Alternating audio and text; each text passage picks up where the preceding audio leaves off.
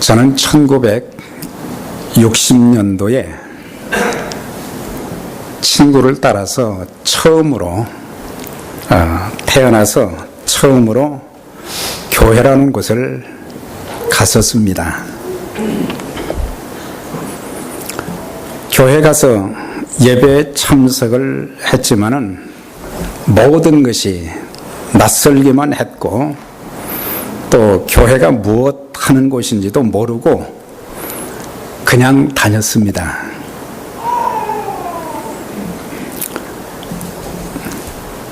눈비를 맞아가면서 매 주일마다 30분, 40분씩 걸어서 교회를 다녔지만 한 번도 교회 가기 싫다 그런 적이 없이 그냥 교회가 좋기만 했습니다. 교회에 출석을 하면서 1년이 되고 2년이 되고 이제 다니면서 주일학교 선생님들을 통해서 성경을 배우기 시작했고 또 목사님 말씀을 통해서 또 성경을 조금씩 이해하게 되었습니다. 하나님이 구체적으로 어떤 분이신지 예수님이 어떤 분이신지 잘 알지는 못했지만 어렴풋이 하나님이 이런 분이시구나, 예수님이 성령님이 이런 분이시구나. 그 다음에 또 한 가지 중요한 것을 깨달은 것이 내가 죄인이라는 사실을 알게 됐어요. 난 나쁜 짓을 해본 적이 그때까지는 없었기 때문에 내가 왜 죄인인가. 그런데 죄인이라는 사실을 알게 되었고 또한 하나님의 두려우심과 하나님의 사랑이 어떤 것인가를 조금씩 알기 시작했습니다. 또 조금 지나면서 예수님께서 내 죄를 대신해서 십자가에 고난받으시고 죽으셨다는 사실이 주일학교 선생님들을 통해서 목사님을 통해서 많이 듣기는 들었지만은 믿어지지가 않았는데 그게 믿어지게 되었고 예수님께서 이제 십자가에서 죽으시고 장사되셨는데 사흘 만에 부활하셨다는 사실도 믿어지게 되었어요. 그래서 그때 제가 예수님을 제 마음의 구세주와 주님으로 영접해서 9년 만에 하나님의 자녀가 되었습니다. 참 둔하지요. 9년이나 걸렸으니까, 교회 출석해서 9년이나 걸렸으니까 어떤 분들은 아주 참 영적으로 뛰어나서 말이죠. 6개월, 1년이면은 교회 출석하고 6개월, 1년만 지나면 예수님 영접하는 일이 있는데 저는 9년 만에 예수님이 이런 분이시구나 그것을 깨닫고 예수님을 영접하게 되었던 것입니다. 그래서 교회는 나로 하여금 예수님을 만나게 해준 소중한 보금자리가 되었던 것입니다. 뭐 지금처럼 이렇게 건물이 좋은 것도 아니고 예배 드리는 시설이 좋은 것도 아니고 그때 당시에는 바닥에 가마니를 깔고 예배를 드렸던 그 시대였습니다. 이렇게 성경을 통해서 예수님이 누구신가를 알고 영접하게 되었고 또한 기도가 무엇인지를 배우게 된 것입니다. 그래서 교회에서 기도합시다 그런 말은 많이 들었지만은 무엇을 어떻게 기도해야 될지 잘 몰랐어요. 그런데 기도를 이제 목사님이 또 주일학교 선생님들이 잘 가르쳐 주었어요. 그래서 그때부터 유창한 기도는 하지 못하지만 내 마음을 모아서 하나님 앞에 기도를 시작했던 것입니다. 1950년대, 60년대 그 당시 한국 사회도 그랬지만은 또 저희 가정도 보면 암담했어요. 네. 그래서 동서남북 사방을 둘러보아도 희망의 빛을 찾을 수 있는 그런 구석이 한 군데도 없었어요. 그런 가운데 하나님 앞에 기도했습니다. 하나님, 천지 만물을 창조하시지 않았습니까? 하나님, 죽은 자를 살리시지 않았습니까? 저에게도 빛을 보여주시고 저의 삶을 인도해 주세요. 그래서 이제 중학교 3학년 때 예수님을 영접하고, 또 그때부터 이제 기도한 것이 내 앞길을 위해서 기도를 했고, 또 한 가지는 믿지 않는 우상을 섬기는 부모님, 예수 믿어 구원받게 해 주세요. 뭐 교회 간다고 얼마나 혼을 내고 또 회초리로 때리고, 그런데도 부모님의 영혼을 하나님께서 구원시켜 주시도록 기도를 시작했어요. 그 다음에 교통이 좋지 않은 그 당시에 30분, 40분씩 또 뭐 우산이 제대로 있는 것도 아니고 비를 맞아가면서 눈을 맞아가면서 교회를 다녔기 때문에 소원이 한 가지 있었어요. 하나님, 우리 동네 교회가 세워질 수 있도록 인도해 주세요. 우리 동네 좀 멀리 가는 것보다는 좀 가까운 데 교회, 우리 동네 교회가 세워지게 해 주세요.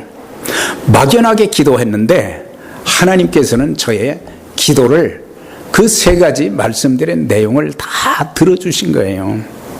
우리 하나님 신실하신 하나님이십니다. 기도를 응답하시는데 저희 부모님이 좀 늦었지만은 저를 통해서 예수님을 영접하게 됐고, 또한 오늘 천국에 대한 기도를 많이 하셨는데 천국 갈 수 있는 그런 기회를 저희 부모님이 얻게 된 거예요. 그 다음에 참 놀라운 것은 저희 동네 교회가 세워지도록 도와주세요, 그렇게 기도했는데, 저희 동네도 그렇게 시골이지만 작지는 않은데 저희 집에서 100m밖에 안 돼요. 아주 가까운, 그냥 직선거리로 100m밖에 안 되는 그곳에 말이죠, 흙벽돌을 찍어가지고 이렇게 예배당을 만들고, 그래서 교회 다니는데 얼마나 편했는지 몰라요. 시간만 나면 교회 가서 기도하고, 또 주말만 되면 말이에요, 토요일 날 가서 교회 봉사하고 그러는데 싫지가 않은 거예요. 그렇게 기뻤어요.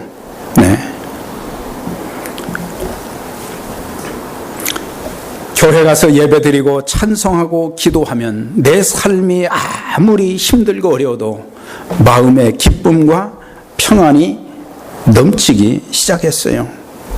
교회를 섬기는 것이 정말 즐거웠어요. 그래서 주님과 교회가 좋아서, 건물은 형편없는 흙벽돌 집이지만은, 예배당이지만은 친구들을, 나를 인도한 친구가 있었기 때문에 내가 교회 나간 것처럼 또 내 주변에 교회 나가지 않은 친구들을 전도는 할 줄 모르니까 내가 교회로 인도하기 시작을 했어요.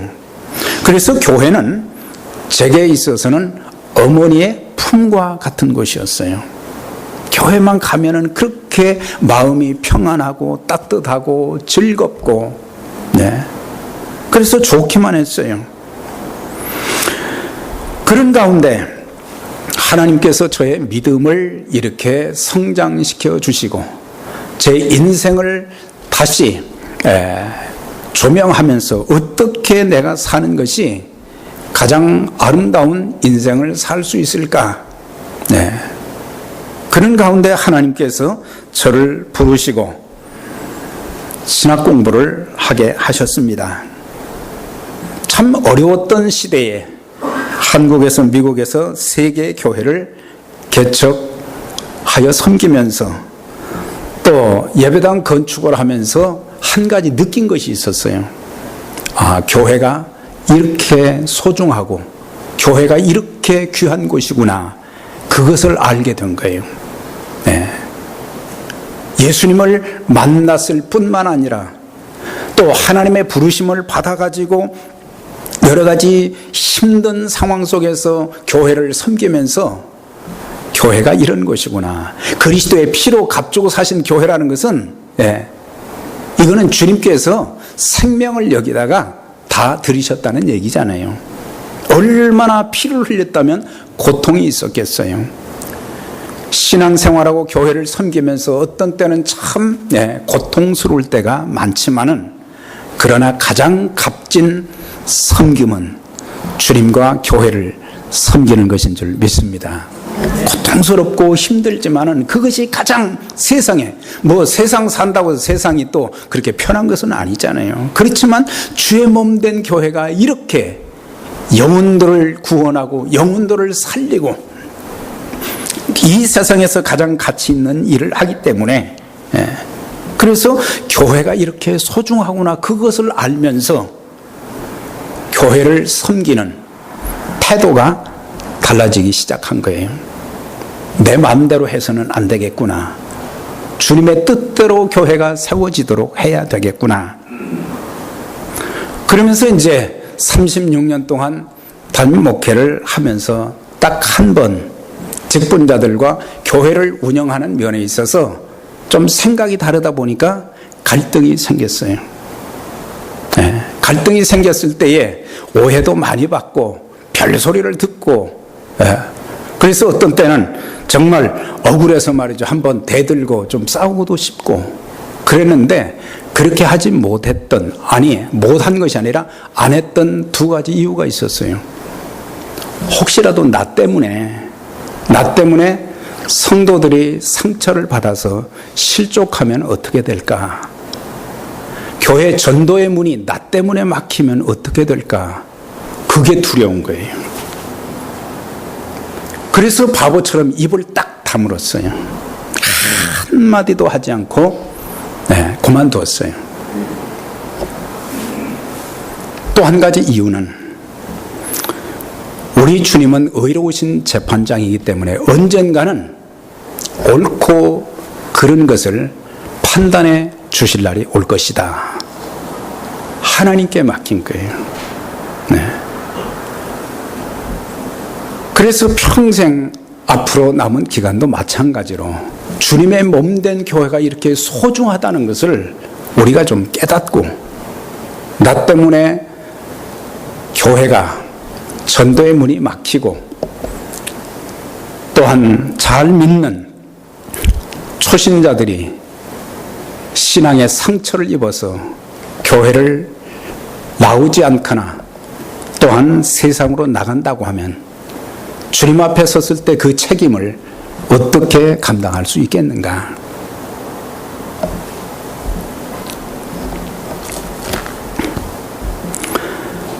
주님은 이 세상에서 가장 아름답고 영광스러운 기관인 교회를 이 땅에 세워주셨습니다. 그래서 교회는 주님의 몸이다, 그렇게 말씀하고 있는 것입니다. 교회는 잃어버린 영혼들을 구원하고 세상을 축복하는 기관인 것입니다.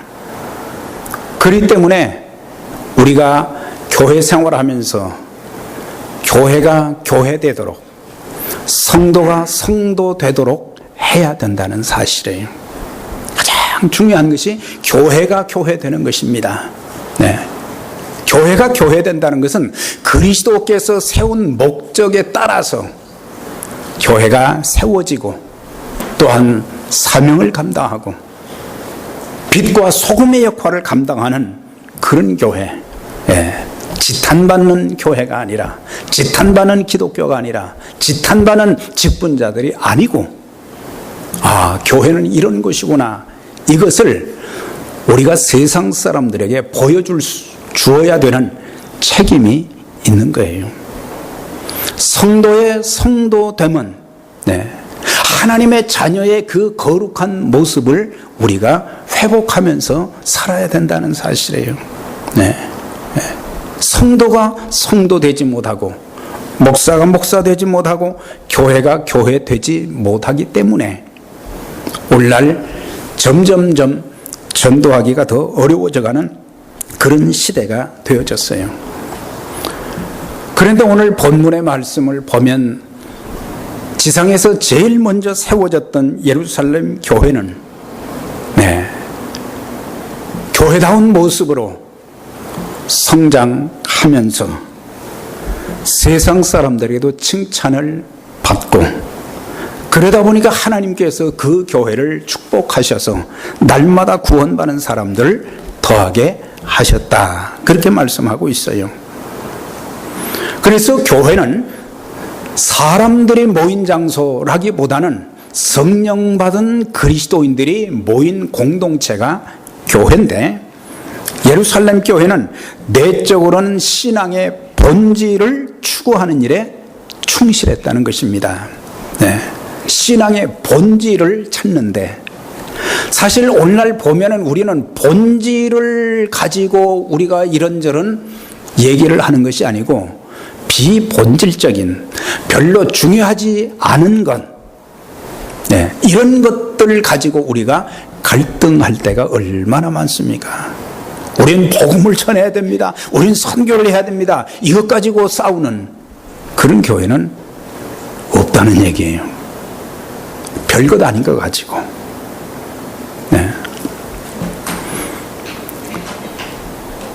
그 다음에 외적으로는 교회 공동체 성도들이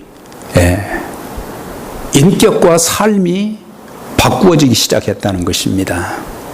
인격과 삶이 바꾸어지면서 그들 속에 삶의 열매가 맺혀지고 전도와 선교가 있어지는 그런 교회가 되었던 것을 보게 됩니다.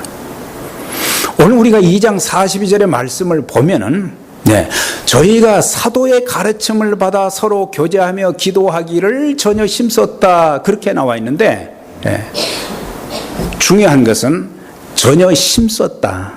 번역마다 약간씩 다르기는 다르지만은 정확한 번역은 저희가 힘썼다, 전혀 힘썼다. 무엇을 힘썼는가? 첫째는 사도의 가르침을 받는 일을 힘썼다고 하는 것입니다. 둘째는 서로 교제하기를 힘썼다. 셋째는 저희가 모여서 기도에 전혀 힘썼더라. 기도에 힘썼다. 그게 나와요. 그 다음에 그 뒤에 보면은 모이기에 힘썼다 그랬어요. 그러니까 그 교회는 보면은 내적으로 그들이 힘썼던 거, 함께 모여서 힘썼던 4가지가 있었다는 것입니다. 그 중에 오늘 첫 번째가 뭐냐면 저희가 사도의 가르침을 받았다. 성령 받고 은혜 체험한 자들이 우선적으로 한 일이 뭔가? 그것은 말씀을 배우려고 힘썼다라고 하는 것입니다. 말씀을 배우는 일에 힘썼다는 것입니다. 사도 베드로가 성령 충만해서 그 당시 복음을 전했어요. 예수님을 전했어요.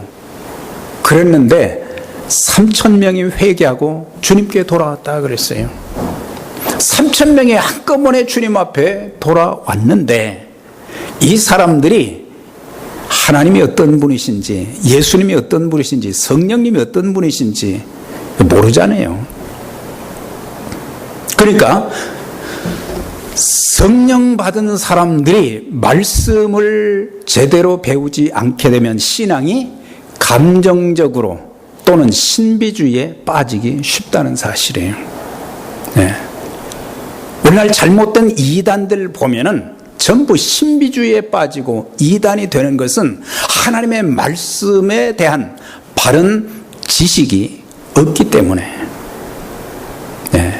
오늘날 신학자들이 신학은 공부해서 박사학위는 받았지만은 이 사람들이 하나님을 부정하고 예수님을 부정하고 성경에 나온 기적들을 부정하는 것은 성령의 역사와 더불어 말씀의 권세, 말씀이 어떠했는지를 잘 모르기 때문에 잘못된 신학이 나오는 거예요. 신학은 우리의 신앙생활의 뼈대처럼 중요하지만은 잘못된 신학은 영혼을 파괴시키는, 영혼을 죽이는 일을 하기 때문에. 그래서 중요한 것은 우리가 무슨 대학원 박사학위를 안 받았다 할지라도 성경을 계속해서 읽고 이 말씀을 공부하면은 그 사람들보다 훨씬 나은 신앙인들이 될 수 있는 거예요. 하나님 앞에 쓰임 받을 수 있는 거예요. 그렇기 때문에 잘못된 신학 때문에 얼마나 많은 성도들이 하나님으로부터 예수님으로부터 떠나는 일들이 많은지 모릅니다. 그래서 그들이 이제 침례받은 3,000명의 사람들을 통해서 교회가 형성되기는 했지만은 예수님, 하나님, 성령님, 교회가 무엇하는 것인지도 몰랐어요. 그리스도는 어떻게 살아야 되는지, 교회가 마땅히 해야 될 일이 무엇인지 그걸 모르는 거예요. 그런데 감사한 것은 성령께서 그들의 마음을 움직이셔서 하나님의 말씀을 사모하는 운동이 일어나서 저희가 사도의 가르침을 받아 그렇게 나온 것을 볼 수 있어요. 초신자들이 교회 처음 출석해서 해야 될 일 중에 중요한 두 가지가 있어요. 첫째는 바른 예배를 배워야 되는 것입니다. 교회에 참석했다 가는 것이 예배라고 생각하지 말고, 예배는 하나님을 만나게 해주는, 그리스도를 통해서 하나님을 만나게 해주는 통로가 예배인 거예요. 그러니까 우리가 하나님 만났습니까? 하나님 만났다는 것은 눈에 보이지 않는 하나님을 우리가 어떻게 만날 수 있었겠어요? 그러나 성령님을 통해서 하나님이 하신 일들을, 그리스도께서 하신 일들을, 또 하나님께서 지금 인도해 가시는 그런 모습을 보면서, 또 성경을 통해서, 기도를 통해서 가르치시는 그런 모든 것들, 그래서 우리가 바른 예배를 드릴 수 있어야 된다는 거예요. 그래서 성령과 진리로 드리는 예배가 되어야 된다. 이게 균형 잡힌 예배입니다. 성령님의 운행하심이 없는 예배는 거기에 감동과 은혜가 있을 수가 없고, 성령의 인도하심, 성령의 역사하심을 우리는 체험할 수 없어요. 그런데 성령의 역사를 빼놓고 진리로 하나님 말씀, 하나님 말씀은 바로 알지만은 성령의 역사하심이 없으면은 우리가 바리새인들 되기가 쉬워요. 판단하고 정죄하는 일을 많이 할 수밖에 없는 거예요. 그래서 주님께서는 요한복음 4장에 하나님이 찾으시는 사람들이 어떤 사람들이냐, 바로 성령과 진리로 예배하는 자들을 찾으신다, 그렇게 말씀한 거예요. 그러니까 성령과 진리로 예배하는 자들이 별로 없다는 얘기예요. 그러니까 하나님이 찾으신다고 하는 거죠. 찾으신다는 거예요. 우리가 예배를 바로 드리고 나면요, 주님의 사랑과 은총을 깨닫게 되고, 주님의 뜻을 또한 이제 발견하게 되고, 예배를 바로 드리게 되면은 하나님께서 나에게, 모두에게 말씀하시는 것이 아니라 나에게 이런 말씀을 주시는구나, 이것을 내가 하나님의 음성을 듣게 되는 것이에요. 그리고 내 인생을 내가 어떻게, 우리는 우리의 삶이 말이죠, 딱 짜여져 있잖아요. 주일날은 교회 왔다가 또 일주일은 밖에 가서 일주일 내 열심히 말이죠, 새벽부터 저녁까지 일하고 말이죠. 그러니까 자신을 돌아볼 수 있는 그런 기회가 별로 없는 거예요. 내가 지금 제대로 말이죠, 신앙생활하고 주님이 원하시는 그런 삶을 살아가고 있는가? 그래서 바른 예배는 신앙생활의 첫걸음인 것입니다. 첫걸음이에요. 그래서 예배를 바로 배우면 그의 신앙이 잘 성장하고, 또한 하나님과 동행하는 것을 많이 경험하게 되는 거예요. 우리가 하나님 경험한다 그러면은 참 좀 이상하게 생각할 때가 많잖아요. 하나님을 경험한다는 그 의미는 뭐겠어요? 하나님이 나와 함께 하시는 것을 확신하게 되는 것이고, 아, 주님께서 나를 이렇게 인도하시는구나. 내 삶에 여러 가지 어려움이 많잖아요. 생각지 않은 복병들이 막 지금 내 앞에 나타나서 말이죠. 숨어 있다가 갑자기 나타나니까 이거 말이죠. 당황하게 되고, 갑자기 말이죠. 질병이 생기기도 하고, 또 삶의 여러 가지 역경들이 막 닥치고 그럴 때 말이죠. 하나님께서 이것을 통해서 나를 잘 훈련시키기도 하시고 나에게 더 큰 은혜와 축복을 주시기 위한 과정이다. 이것을 알게 되는 거예요. 그래서 미리 겁이 안 나는 거예요. 걱정이 안 되는 거예요. 하나님 말씀 붙잡고 하나님을 사랑하는 자 곧 그때 그 뜻대로 부르심을 입은 자들은 모든 것이 합력하여 선을 이루느니라. 이게 있기 때문에. 네. 제가 칼럼에 종합예술이라고 그랬죠. 하나님 종합 예술을 하시는 분이에요. 네. 이런저런 일들이 많이 있는데 이거는 절대로 안 되는 일인데 하나님의 예술은 그 과정을 통해서요. 네. 작품을 만드신단 말이죠. 하나님의 작품을 만드시는 거예요. 네. 나를 통해서 하나님이 연단을 시키기 위해서 나의 가는 길을 그가 하시나니 그가 나를 단련하신 후에는 내가 정금같이 나오리라. 하나님이 하시는 일, 하나님을 경험하게 되는 것입니다. 네. 말씀하여 주시고 또한 기도에 응답해 주시고 기도해서 이제 기도한 것을 하나님이 응답해 주시는 이런 것들을 경험하게 된단 말이에요. 그래서 예배가 그렇게 중요한 거예요. 네. 그래서 예배에 성공하면 삶도 성공하게 된다. 그런 말들이 많잖아요. 그래서 예배에 성공해야 되는 거예요. 네. 똑같은 시간을 내고 또 귀한 헌금을 하고 몸을 들여서 봉사를 하고 그러지만 어떤 사람들은 하나님을 경험하지만 또 어떤 사람들은 내가 그렇게 열심히 하는데 왜 하나님을 경험하지 못할까?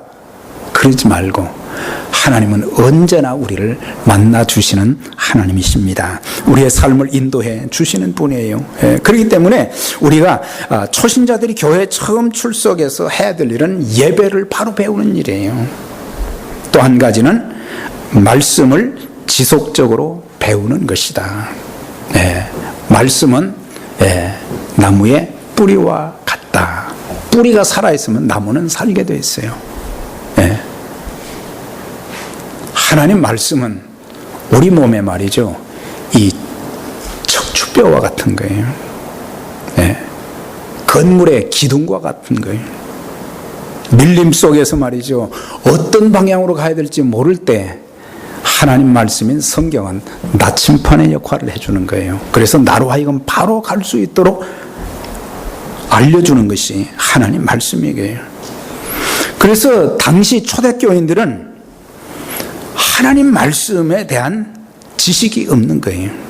그래서 저희가 사도의 가르침을 받았다. 그것은 사도들을 통해서 구약에 말씀하신 선지자들이 말씀하신 그 말씀들, 율법들, 이것들을 배우고 구약에 예언되었던 그리스도께서 신약에 오셔서 예수께서 어떻게 사시며 어떻게 사역을 감당해 주셨는지를 체계적으로 공부를 하게 되고 그리스도의 죽으심과 부활과 성령 사건 그리고 다시 오실 주님, 예수님의 재림 등에 대해서 말씀을 배우는 데 전혀 힘을 썼다는 얘기예요.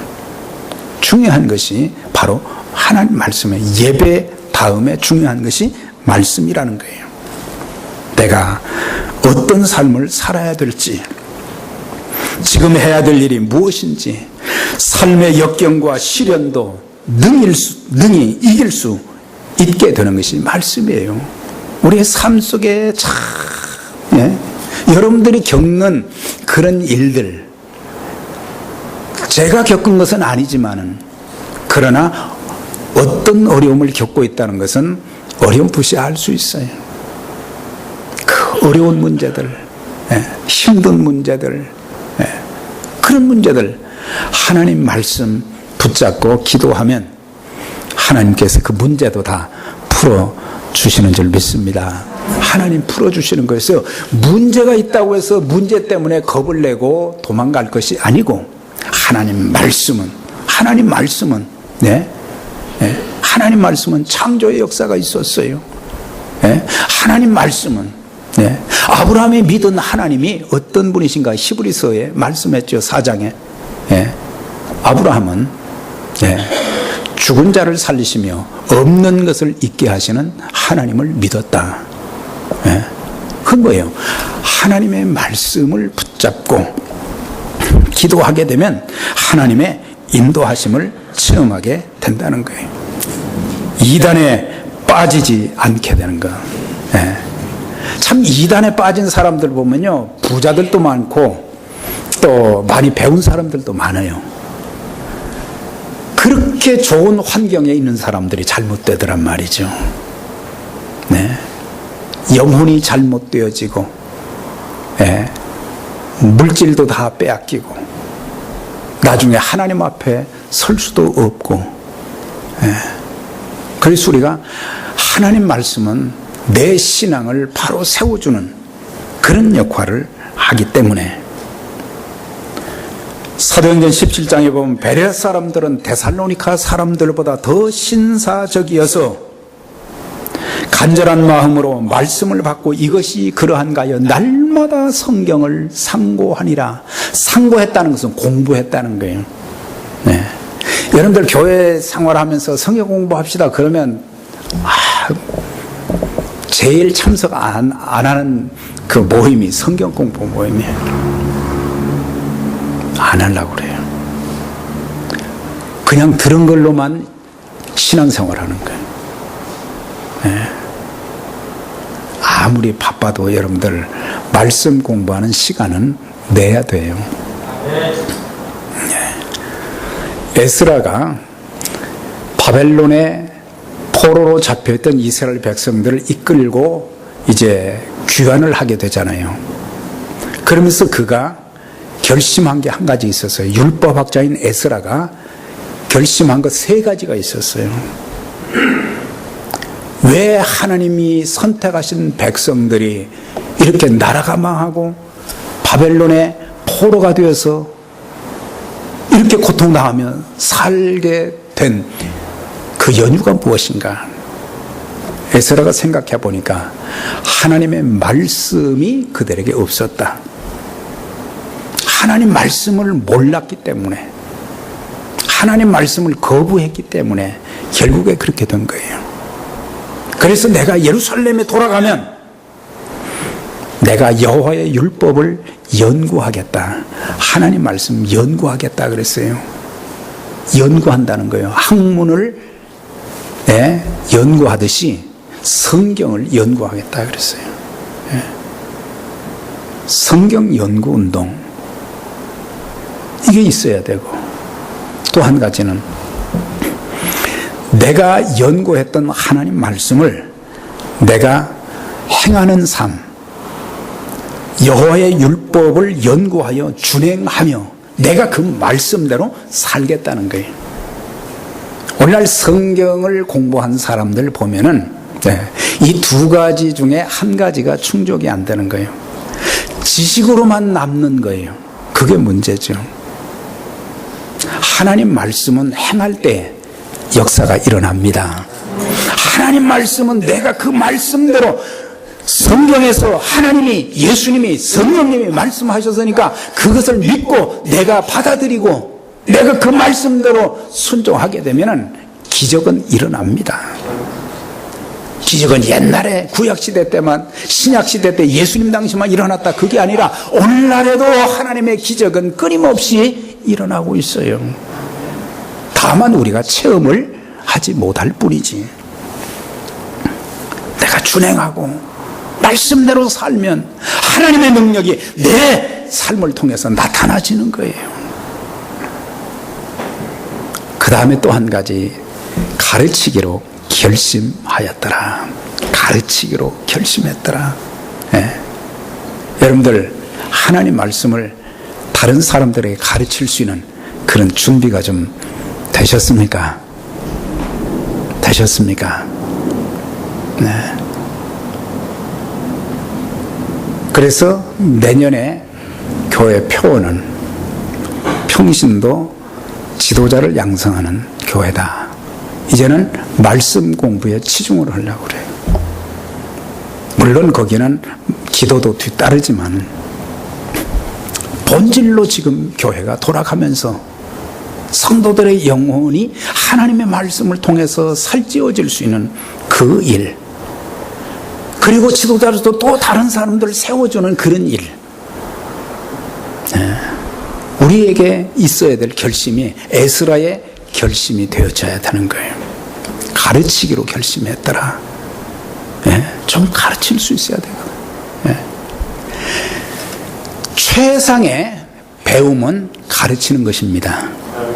최상의 배움은, 이게 잘 와닿지 않을지 모르는데, 내가 다른 사람을 가르치려면요, 기도를 많이 해야 되고 성경도 많이 봐야 되고 또한 여러 책도 많이 참고를 해야 되고, 그러니까 배우는 것이 곧 가르치는 것이다. 그걸 알아야 돼요. 그런데 가르치지 않으면 다른 책들을 안 보는 거예요. 성경도 안 보는 거예요. 그러니까 배우는 것이 가르치는 것이다 라는 말이 있어요. 네. 초대교회 시대에 가장 교인들한테 수치가 되는 말이 하나 있었어요. 그건 뭐냐? 성경에 무식한 사람들. 그게 가장 수치였다는 거예요. 초대교회. 성경을 통해서 하나님을 바로 알고, 우리가 하나님을 알아야지 하나님에 대해서 알아야 되는 건 아닙니다. About God이 아닙니다. 하나님 그분을 바로 알아야 되는 거예요. 하나님에 대해서 알아는 안 되는 거예요.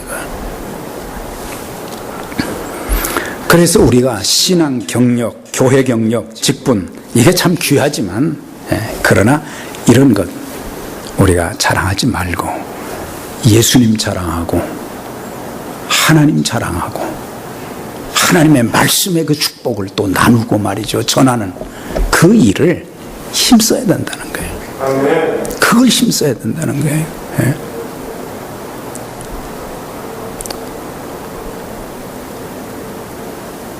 저는 사역을 감당하면서 최고의 축복이 두 가지가 있다고 저는 봐요.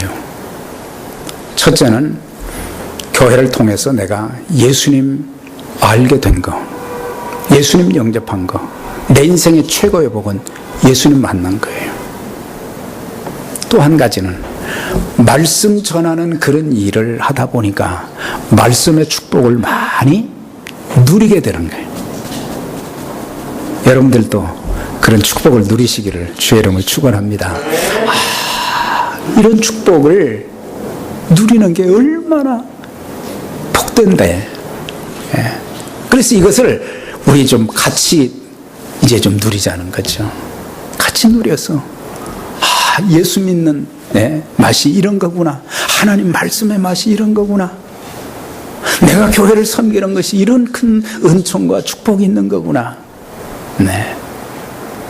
그래서 첫 번째 예루살렘 교회의 내적인 그것은 신앙의 본질을 회복하는, 우선적으로 성령 받은 사람들이 하나님의 말씀을 연구하는 일을, 사도들에게 가르침을 받는 것을 힘썼다 그랬어요. 두 번째 힘썼던 건 서로 교제하며 그랬어요. 그래서 그건 다음 주에 하도록 하고, 저와 여러분들 한 주간도 또 평생 하나님의 그 말씀의 축복을 누리면서 승리하는 그리스도인의 삶, 또 하나님께 말씀 붙잡고 기도하는 가운데 하나님이 응답해 주시고, 또 그 응답된 하나님의 은총과 축복을 또 다른 사람들에게 전하는 복된 한 주간 또 평생 삶이 되시기를 주의 이름으로 축원드립니다.